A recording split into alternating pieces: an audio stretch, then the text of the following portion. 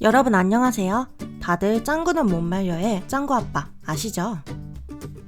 오늘은 짱구 아빠가 일본에서 다시 재평가되고 있는 이유에 대해서 알아볼 거예요. 자, 여기 짱구 아빠의 프로필이 있습니다. 이름은 일단 한국어로 신영만이라고 하고요. 일본판에서는 노하라 히로시라는 이름으로 나옵니다. 35살의 평범한 셀러리맨이죠. 여기선 히로시라 할게요. 여러분은 짱구 아빠라고 하면 어떤 이미지가 떠오르시나요?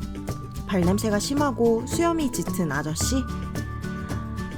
회사에서는 상사에게 매일 혼나고 집에서는 아내에게 구박받는 불쌍한 남편? 아니면 예쁜 여자 앞에서는 사족을 못 쓰는 약간은 주책 없는 사람?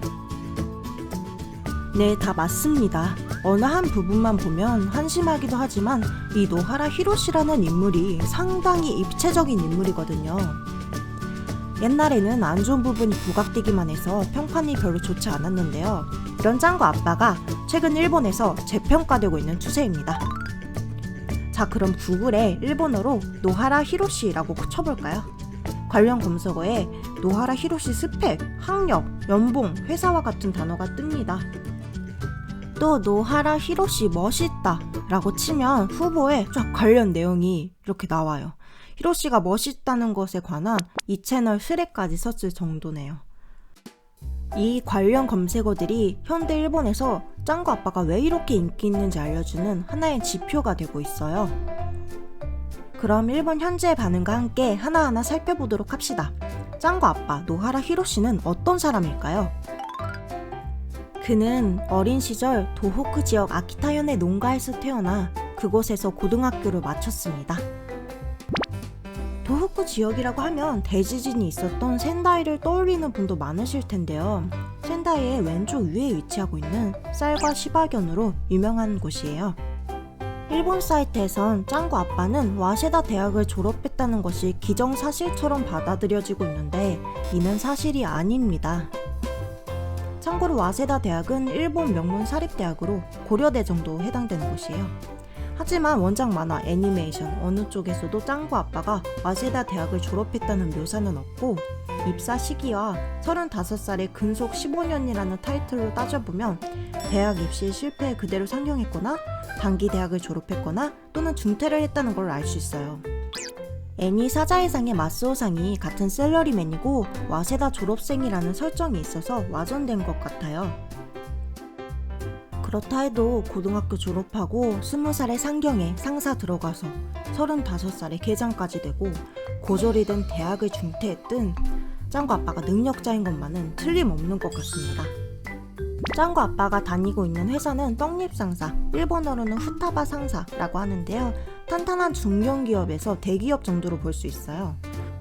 건물 자체만 본다면 규모가 작아 보이는데 오사카로 단신 부임을 가는 장면이나 멕시코에 새로운 지부를 낸다는 부분만 보면 꽤 큰 기업 같기도 해요. 또 주목하고 싶은 건 히로시의 회사가 있는 장소인데요. 후타바 상사는 도쿄의 카스미가세키라는 곳에 위치합니다. 카스미가세키가 어떤 곳이냐 하면 일본의 주요 관공처가 밀집된 지역이에요. 예를 들면 역 바로 근처에는 지방고등재판소가 있고요. 총무성, 외무성 같은 청사 위쪽엔 황고가 있습니다. 일본에서 카스미가세키로 출퇴근한다 하면 엘리트라고 보는 풍조가 있어요. 그런 곳에 저 정도의 큰 빌딩 한 동을 다 쓴다? 라는 건 대기업 또는 건실한 중견기업으로 볼 수 있겠죠? 시대 배경을 생각하더라도 그런 곳에 고졸로 들어갔다 한 거면 정말 대단한 거예요. 상사라는 업종 자체가 일본에서는 정말 인기가 많습니다. 대학생들이 취업활동을 할 때 항상 인기 상위에 있는 업종이고요. 입사하기 어려운 유명 기업 랭킹 8사 중에 무려 5개가 상사일 정도예요. 하지만 짱구 엄마한테도 짱구한테도 항상 만년 계장이니 쥐꼬리만한 월급이니 주택 융자가 앞으로 32년이나 남아있다느니 이런저런 말을 듣곤 하는데요. 실제로 히로시의 연수입은 어느 정도일까요? 94와 비참한 월급날이라고 해서 한순간이긴 하지만 통장에 30만엔이라는 한 달 월급 금액이 나와요. 여기서 미사에가 히로시의 월급을 다 출금했는데 옆집 아주머니에게 휴지를 건네주다가 그만 떨궈버립니다. 그리고 미사이는 멘붕하죠. 대인배 히로시는 그런 미사이에게 괜찮다며 오히려 다독이는 모습을 보입니다. 여기부턴 같이 보시죠. いきなり踊り出すからもっとすげえことかと思ったぜ。あなた、そりゃ一月分はちょっときついけど、また頑張って稼ぐさ。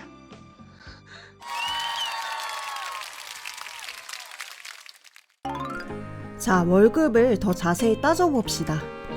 세금 공제하고 30만엔이니 실제로는 월급 40만엔 정도, 150만엔이 보너스로 들어온다고 하면 연수입은 600만엔에서 650만엔 정도일 것으로 추측됩니다. 하지만 짱구의 집을 보시면 카스카베라는 교외이긴 하지만 2층 집에 일본 주택으로서는 상당히 커요. 거기에 짱구 엄마는 전업주부, 아들, 딸, 둘, 강아지까지. 히로시 월급으로 이 모든 게 다 가능할까요? 일단 짱구 집 가격을 살펴볼게요. 짱구가 2살 때 히로시와 미사이는 카스카베역 근처에 있는 중고주택을 구입합니다. 네, 여기 평면도를 보시면 1층에는 넓은 마당과 침실, 주방, 거실이 있고 2층에 서재와 방 하나가 더 있죠. 이렇게 방 3개의 주방, 거실이 있는 집을 일본에서는 3LDK라고 하는데요. 집 면적이 90평방, 토지 면적이 110평방에 건축 연수가 10년 정도 된 목조 중고주택이라 한다면 시세로 2,500만엔 정도 된다고 해요. 한국 돈으로 하면 2억 5천만원 정도겠죠? 실제로 비슷한 조건으로 인터넷에서 카스카베역 근처의 단독주택을 찾아봤는데요. 이 지역에 비슷한 중고 매물이 없어서 신축으로 찾아봤어요. 짱구 아빠는 역까지 걸어다녀서 도보 15분으로 설정을 했습니다. 여기 보시면 카스카베 역까지 도보 10분에 상당히 비슷한 조건의 집인데요. 신축이라 그런지 역시 3,500만원 정도 하네요. 다른 건 마당이 없다는 점인데 여기에 마당까지 딸려 있었으면 거의 4천만원은 하지 않았을까요? 참고로 짱구가 연재되기 시작한 건 1990년, 집을 산 것이 1987년이라 하면 버블 경제가 최고조에 달할 때인데 이때는 부동산 가격도 폭등할 때라 시대적 배경은 무시하고 집 가격을 설정했어요.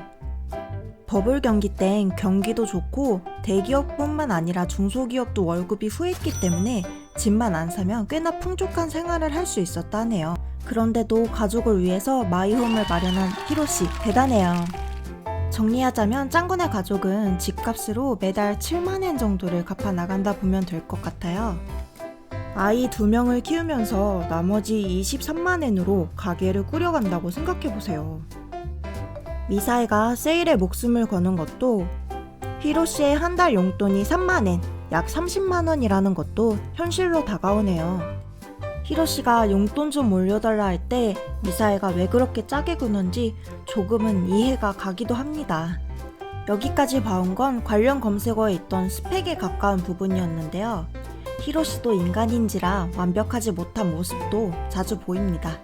예쁜 이성을 너무 밝힌다던가, 용돈을 술집에서 왕창 써버린다던가, 술에 떡이 되어 집에 들어온다던가,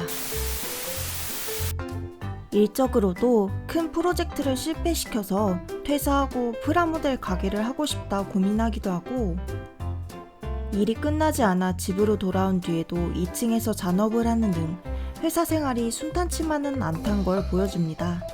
게다가 주말에는 접대 골프를 가는 일도 빈번하죠. 그래서 미사이랑 싸운 적도 많고요. 그럼에도 불구하고 자신이 사랑하는 사람들을 위해서 열심히 살아가는 모습이 가장 큰 매력이 아닌가 싶은데요.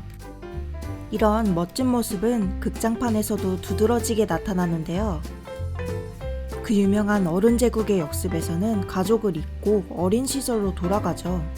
하지만 다시 현실로 돌아와 자신과 가족의 미래를 되찾기 위해 온몸을 던져 투혼하는 모습으로 그려지고요. 불고기 로드에서는 파격적인 여장도 마다하지 않았죠. 본편에서도 집이 폭발로 싸그리 날아간 상황에서 어떻게든 다시 일어나려는 모습도 정말 멋있었죠. 물론 짱구 아빠는 가장으로서도 멋지지만 한 남자로서 너무 멋있는 이야기도 있는데요. 유치원에서 바자회라고에서는 미사에가 바자회에 낼 목도리를 뜨개질하는데요. 아무도 사가지 않아 남겨진 목도리를 미사에가 잠시 자리를 비운 사이에 히로시가 일부러 유급 휴가를 내고 몰래 사러 옵니다. 돌아온 미사에에게 웃으며 목도리가 팔렸다고 전해주는 엄마들. 미사에는 그런 걸 대체 누가 사갔냐며 당황해하죠. 그리고는 다음날 아침 히로시는 가방에 넣어둔 목도리를 밖에 나와서 두르고 출근합니다. 남편으로서도 정말 멋있는 짱구 아빠의 모습에 이 이야기는 일본에서 레전드 편으로 회자되고 있습니다. 짱구 아빠의 스펙이 재조명되고 이런 훈훈한 레전드 편이 탄생하니 어떻게 인기가 없을 수 있을까요?